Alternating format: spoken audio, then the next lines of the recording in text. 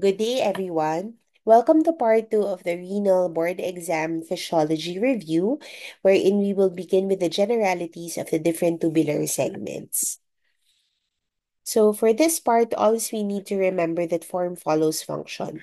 The thick parts or the thick tubular segments are usually impermeable to water, but the thin parts, namely here the thin descending and ascending loops of Henle, are usually permeable to water organically or on their own. Now, again, let's go back to the mnemonic wherein if we stretch out the renal tubule, we have our proximal loop, distal, and collecting duct, wherein we have the mnemonic every waterfall in exchange for raises sodium in exchange for potassium to make another waterfall. So, every meaning the proximal convoluted tubule usually reabsorbs almost all of the anions or the cations and also all of the organic molecules. And by the time it reaches the loop of Henle, what happens is that since it's already absorbed most of the solutes, we would just have water here. By the time it reaches the thin part of the loop, the watery absorption would actively occur.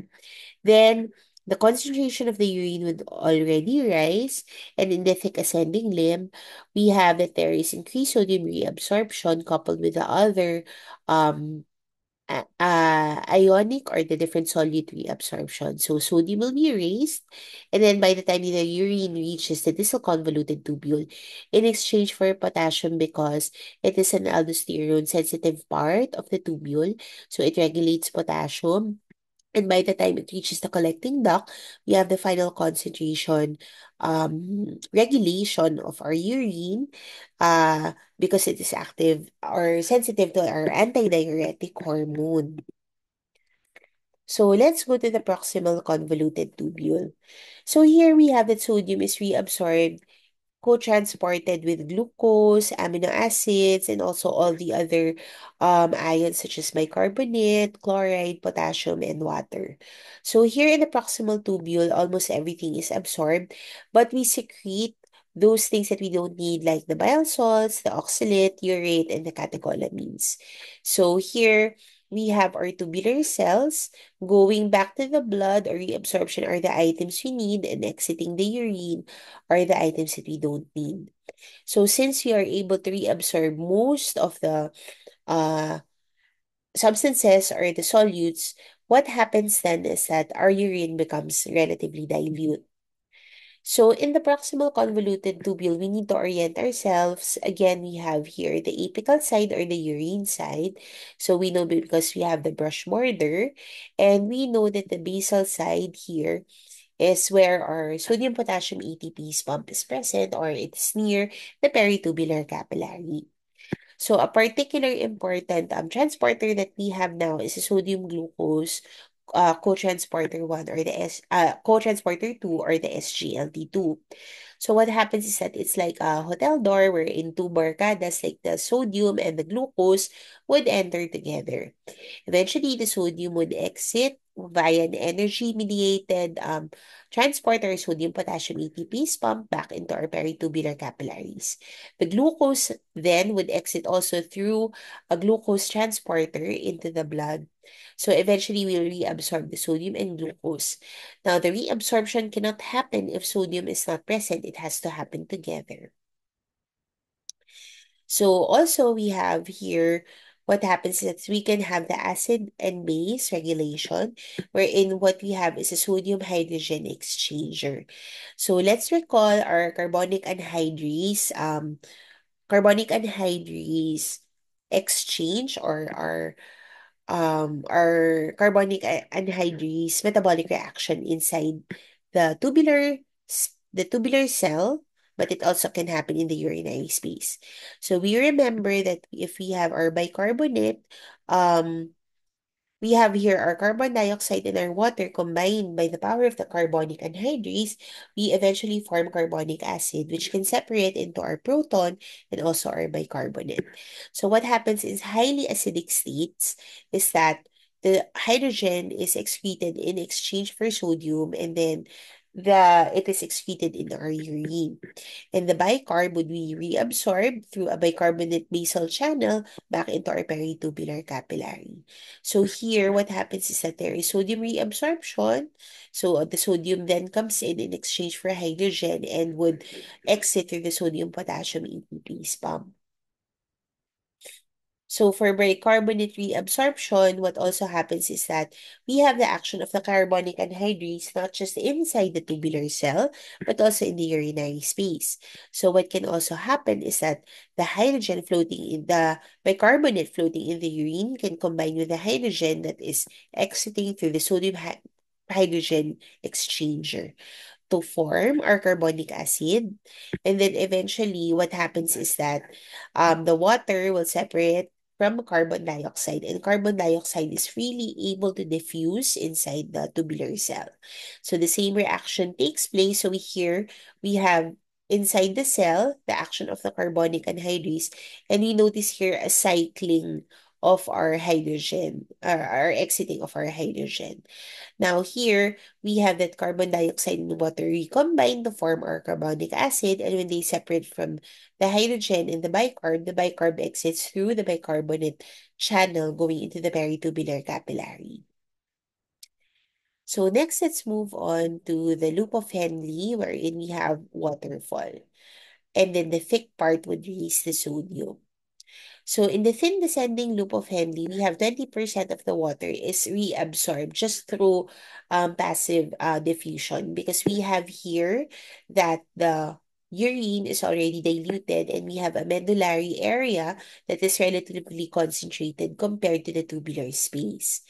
Now, what happens here is that since the water is reabsorbed in this area, by the time it reaches the thick ascending limb, it would be concentrated again. So since it's already hypoosmotic, we would have the exiting of our sodium, chloride, potassium, calcium bicarbonate, and magnesium through the thick ascending loop of Henle, and then we would have here the reabsorption into the peritubular capillary. And then we would have the excretion of the proton into our urine.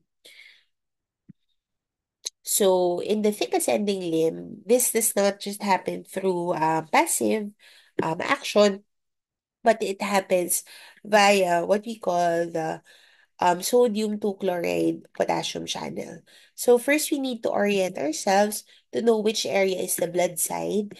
So here we have the blood side. Usually we look for the sodium potassium ATPase pump, and we know that's the basolateral side. And then we have our urine side. So the transporter of importance again is the Na2CCK channel, or the sodium to chloride potassium channel, or co-transporter. So here we have that the sodium, to chloride, and potassium are like five magkakabarkadas entering the tubular cell all at the same time. So once they enter, the sodium exits through the sodium potassium ATPase pump. Chloride and potassium will have their own basal channels so that they can move to the blood side of the peritubular capillaries. So this channel can be negatively acted upon by our loop diuretics, furosemide, ethiocrinic acid, and bumetanide. So when this is blocked, what happens is that they are not able to enter the sodium to chloride and potassium. So what happens is that they are pushed down into the urine, and where sodium goes, we know that water follows. So another active part of the loop of Henle is we can have also the sodium hydrogen exchanger, which can be activated if we have highly acidic states in the blood, so the hydrogen can exit via the similar way we have the carbonic anhydrase that is present inside always the cells. Now, here for reabsorption, it can happen via the channel for sodium, chloride, and potassium, but sodium, potassium, magnesium, and calcium can also be reabsorbed via paracellular diffusion. So this is another representation that we have. So in this representation, we have this is the urinary space, and this is the peritubular capillary.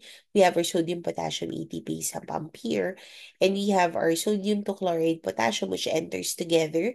The chloride exiting via the chlorine channel. We recall that there's also a potassium channel here. And then we have our sodium again, potassium, calcium, and magnesium entering via the paracellular route. So the apical membrane of the thick ascending limb, as you recall, is impermeable to water. It already went in through the previous thin descending and ascending loops of Henle. Now, next, let's go to our distal convoluted tubule wherein potassium is the one of importance. So again, let's remember that the distal convoluted tubule has the macula densa and the juxtaglomerular apparatus complex for tubuloglomerular feedback. So if there's increased sodium already inside the tubule, it will communicate with the afferent arteriole through the juxtaglomerular cells so that it will constrict or increase in resistance. So what happens is that there is decreased blood flow into the glomerulus causing less stress. So other than this, the distal convoluting tubule is a diluting segment. It's impermeable to water, but later let's see its actions. So for the early distal tubule, it's thick, so no water passes through, but we have the exiting of the sodium, chloride, calcium, and the magnesium. And in the late distal and the cortical collecting tubule, we have the reabsorption of the sodium and chloride, as well as water if the antidiuretic hormone is present. But we have also the secretion through the urine of the potassium and the hydrogen. So we can also have reabsorption of potassium and bicarbonate depending on the action of the aldosterone. So here again, we have the urinary space and then we have the reabsorption into the blood. So if we magnify here, what is the important part is that for us to orient ourselves, so we have our sodium potassium ATPase pump. So this is the basal part. And then we have in the apical portion our sodium and chloride co-transporter or the NaCl synporter. So it absorbs from the urine their sodium and our chloride together. So sodium would exit again by the sodium potassium ATPase pump and the chlorine would exit via our chloride channel. Now, one type of diuretics, the thiazide diuretics, can block the sodium chloride transporter. So if this is blocked, the sodium and chloride will not be able to enter the cells and they will exit. So where sodium goes, water follows, so we have an increased urine output.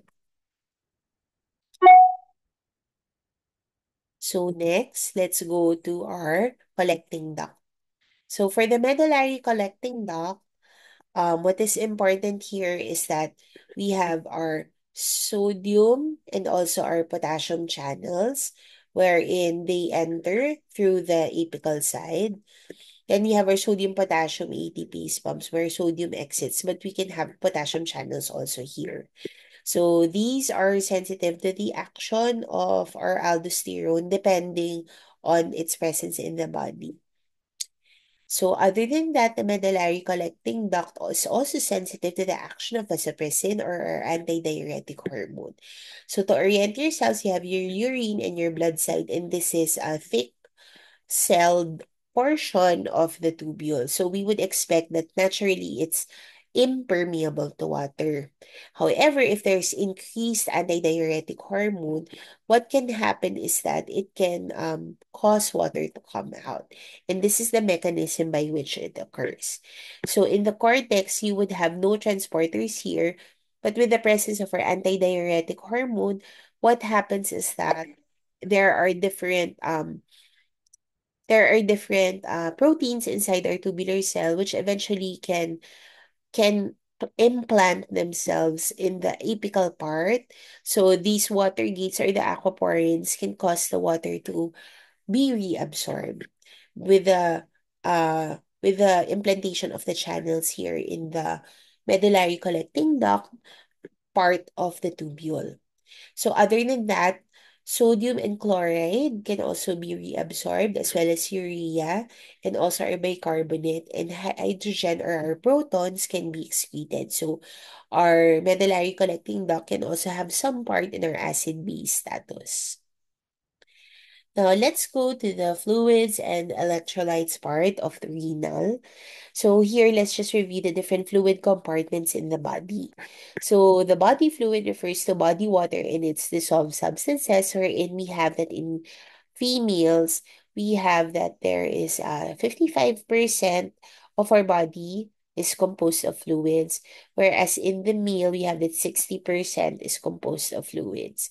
So now, in terms of our total body fluids, two-thirds is located in the intracellular fluid space, and one-third is located in the extracellular fluid space. So, for the extracellular fluid, we have 80% in the interstitium and 20% in the blood and the plasma. But there is exchange of water among the body fluid compartments. They freely transfer inside and out. So this is a summary of how we can gain water. So we have metabolic water gain. A majority of our fluid gain is from ingested liquids amounting to more than 1.5 ml liters. And then also we have water in our ingested food. But this is balanced out by the water loss. We have 100 ml from the GI tract, 300 from the lungs, and insensible losses also with the skin, but majority of our water loss occurs through urine via the kidneys, amounting to around 1.5 liters per day. Now let's go to the renal regulation of our different electrolytes. So for potassium, we need to remember that it functions in cardiac stability, muscle strength, and GI motility, wherein its increase or decrease can cause problems in our heart, our musculature, and also our GI tract. So here we have examples of hyperkalemia wherein we can have prolonging of our QRS complex, possibly some peak T waves present, and also we can have smaller indiscernible P waves that are present for hyperkalemia. Now, potassium, again, functions in muscle strength and cardiac stability. Normally, we intake around 100 mg per day, wherein they are deposited into the extracellular fluid. But eventually, by the action of the sodium-potassium ATPase pump, most of them would go into the intracellular fluid. So, for potassium output, 92 mg per day are excreted through the urine. So there are different factors that can alter potassium distribution between intracellular and extracellular fluids. So the factors that shift potassium into the cells will be our insulin, aldosterone, beta adrenergic stimulation, and alkalosis. But the opposite is also true for causing potassium to shift out of the cells, as well as cell lysis, rhabdomyolysis, strenuous exercise. So for potassium handling, we need to remember that 65% of it is reabsorbed in the proximal convoluted tubule, and the concentrations of reabsorption decrease as we go further down the tubule. So eventually, in the thick ascending limb, it's just 27%, in the distal, it's 8%, and in the collecting, it's around 4%. So we have excretion of around 12% of our potassium. So here we have in the principal cells of the late and distal collecting tubules, what can happen is that we have our basal side where we have our sodium potassium ATPase pump and our apical side. So what happens is that if we need to excrete potassium, it will come in via the sodium potassium ATPase pump through the blood and exit through our big potassium channels or BK channels or the renal outer medullary potassium channels or the ROMK. So potassium can exit through the urine, and then if we need also sodium to come in, we have our epithelial sodium channels, which can cause them to enter in the late distal and collecting tubules. So they are handled by the intercalated cells. Aside from acid and base, it's also connected with potassium handling in the late distal and cortical collecting tubule. So again, you can have potassium excretion or potassium reabsorption depending on the need of our body. So here we have also in the type A intercalated cell, in the distal or collecting tubule, the acid base regulation. So we can start all here by orienting ourselves So we have the tubular lumen and then the blood side or the renal interstitial fluid. So what we can have here is that inside the cell, depending on the need of the body, we have the action of the carbonic anhydrase again, which combines the carbon dioxide and water to form carbonic acid, which is separates into the bicarbonate and the hydrogen or the proton. So if we have too much of a acid status in our body, this can be excreted by the hydrogen ATPs or the hydrogen potassium exchanger ATPs. So it uses energy so that we're able to excrete our hydrogen or proton. And then the bicarbonate can be reabsorbed through the hydrogen chloride exchanger in the basolateral area. Now, the potassium in exchange for the hydrogen will also exit through the potassium channels in the basolateral area. So in the type B so what we say here in the type A intercalated cell is there is type A acid. So acid is excreted into the urine. Now, for the type B intercalated cell, this acts when we need the acid. So it's kind of the opposite of our type A intercalated cell. So we always begin inside the cell wherein usually carbon dioxide and water combine to form carbonic acid and then eventually separate into the hydrogen plus the bicarbonate. So here, we orient ourselves. We have our renal interstitial fluid or our blood side, and we have here our tubular lumen or our urine side. So what happens here is that if our body needs more acid, the hydrogen ATPs pump and the sodium potassium exchanger ATPs would be activated so that hydrogen can be reabsorbed. And then what happens is that there is a pendrin transporter or the bicarbonate will exit in exchange for chloride so that if we need more acid and less of the base, this can be excreted into the urine.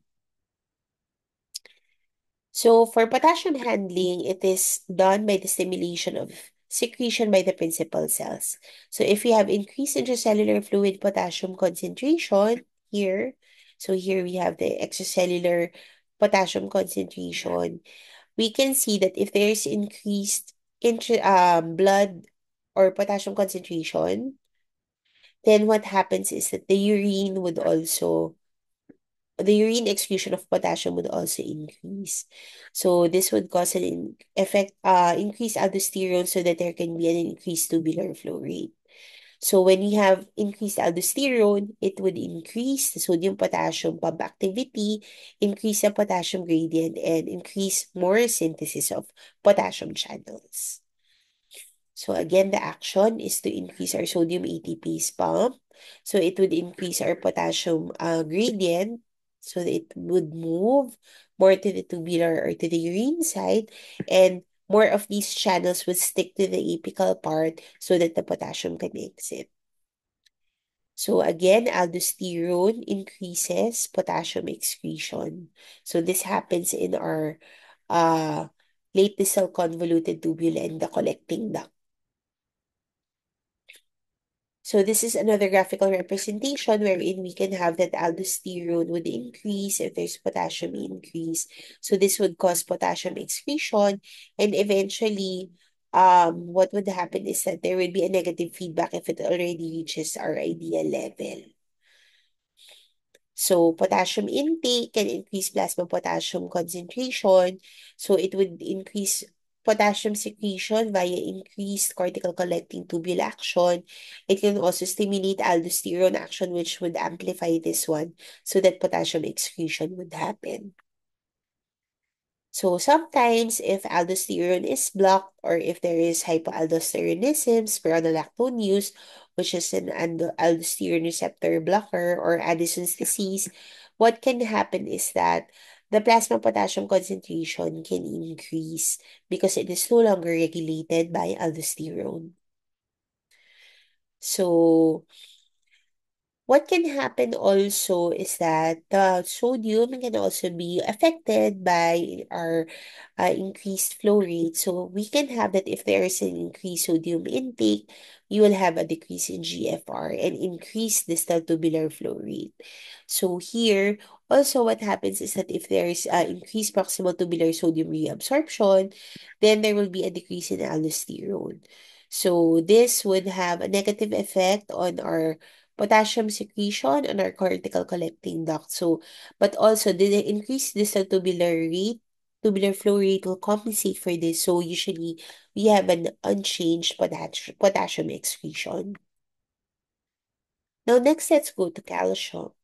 So calcium was usually handled by the endocrine module in chapter 80 of our Guyton, but the normal serum potassium is 2.4 mg per liter, wherein its function is for muscle contraction, and calcium disorders usually cause bones, moans, and groans or pain, and they are more bound with proteins in alkalotic states. So here we have the case of hypocalcemic tetany when we have our Schwostek and also our Chasseau sign. So in cases of hypercalcemia, we can have a shortened QT interval, but in cases of hypocalcemia, we can have a prolonged QT interval. So it also affects our cardiac musculature. So for calcium distribution, 99% is in the bone and 1% is in the cell, but 0.1 is extracellularly located, wherein 40% is bound to plasma. Protein, 50% is freely floating in the plasma, 10% is non-ionized, and 99% is reabsorbed in the tubule.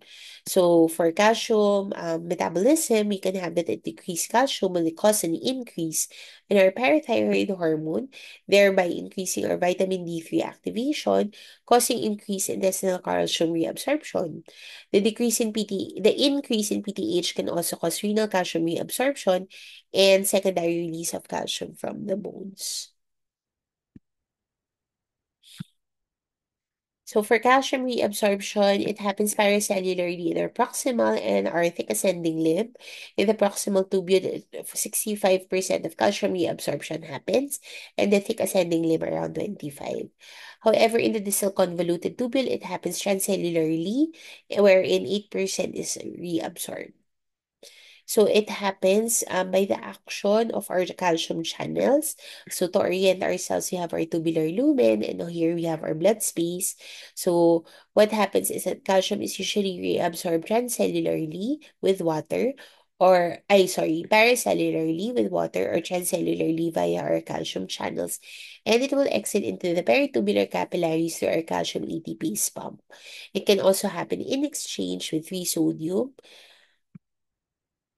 So these are the ways where calcium is reabsorbed. So again, in the proximal convoluted tubule, it usually happens in the paracellular route. So in the thick descending limb, it happens paracellularly. And then here in the distal convoluted tubule, it can happen transcellularly. We have a calcium channel called the TRPV5. And then when calcium is reabsorbed, there is a shuttle inside, it's like a car, CB28, which transports the calcium from the TRPV5 to the sodium calcium exchanger or the calcium channel. So in the collecting duct, the calcium can also, there's not too much calcium reabsorption already here, but there are calcium channels which affect our aquaporin and our hydrogen ATPs. So factors that alter renal calcium excretion are increase in parathyroid hormone. There can be decreased calcium excretion if there's increase in parathyroid hormone, if there's dehydration, low blood pressure, increased plasma phosphate concentration, metabolic alkalosis, or increase in vitamin D. So for calcium phosphate and magnesium, I just like you to take look. Normally we have that there is an increased calcium and phosphorus reabsorption in the proximal tubule, and it decreases as we go along. But for magnesium, majority of the magnesium reabsorption happens in the thick ascending limb. So for phosphate, it's usually an overflow mechanism wherein the transport maximum is 0.1 millimolar per minute. And these are the percentages by which it's absorbed in the tubule. So PTH increases bone resorption and lowers the number of sodium phosphate cotransporters in the apical membrane. So for the sodium phosphorus cotransporters in the proximal tube, they are transcellular. So we can have the phosphate sodium cotransporters here as outlined. And then we have an unknown basolateral transporter. So factors that alter renal phosphate excretion are as follows. Decreased phosphate excretion would happen with decreased dietary phosphate, 125 vitamin D3, metabolic alkalosis, and thyroid hormone, and increased phosphate excretion would be the opposite conditions. So for magnesium, its distribution is 50% in the bones, 1% ECF, and 0.8 meg free ionized. So again, majority of the magnesium reabsorption happens in the thick ascending limb. So the daily intake is 250 to 300 milligrams per day. Half is absorbed in the GI tract. And its function is regulating muscle, nerve function, blood sugar levels, blood pressure, and making bone and protein and DNA. So in the thick ascending limb, the transport is usually paracellular. So we would have it through here with calcium. And then in the distal convoluted tubule, it's usually transcellular. So we would have it through the TRPM6 channels. And then it would exit through our sodium magnesium exchangers. So the factors that influence our magnesium secretion are Sorry, that video isn't. the factors that would influence magnesium excretion are decreased magnesium concentration, decreased intracellular calcium concentration, increased parathyroid hormone, decreased extracellular fluid volume, and metabolic alkalosis. So at the end of the session, I hope that you were able to explain the function of the kidneys and understand the regulation of the blood pressure by the renal system. So thank you very much. I'll just be sending the links through Dr. Teralde. And also, I have a next lecture if you're interested about acid base, if you need to practice your ABG skills. Thank you very much.